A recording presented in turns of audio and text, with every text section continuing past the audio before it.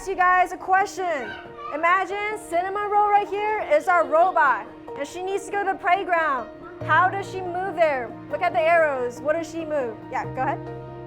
So we're building a cave car. Okay, all right, take out your Lego sets. We're gonna start building right now. So first you need this green block over here.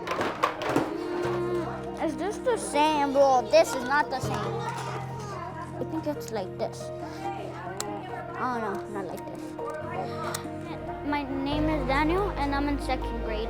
Today in robotics we're building Legos. I think it's good because we're learning more about robots. This one right here? No, this one. I messed up. My most favorite part about robotics is that I get to program it in the computer. No, it has to be the small ones. I don't have any. You have small. Oh, this right here. Take a wheel out. Let me help you. Wait, that's not the way. I like building with my friends because I like making friends and I make new friends every single day. That's gonna be the challenge for today, guys. With the blocks that we've used in the past week and the blocks we've learned today, I want you to do the challenge that I just demonstrated, okay? Alright. Okay, I got it. So since it stops here, we need to start playing. We need to move right here.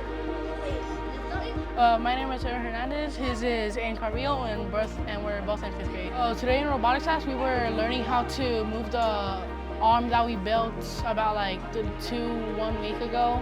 And then also we were bringing the robot all the way back to the mat to do a challenge, which is presented over there. Okay, so yeah, maybe 3.3 seconds, yeah. Has to be 3.3 seconds. Okay, so 3 seconds then. 3.1. Here you go. Yes, I would recommend other students to join robotics. The reason why, it puts your mind to more work and it helps you with like puzzle solving, having more intelligence, just in like general and stuff. The new skills I've learned from working in robotics is having like measurements in my head, like seeing how much it would take from point A to point B and then B to D, D to C and stuff like that.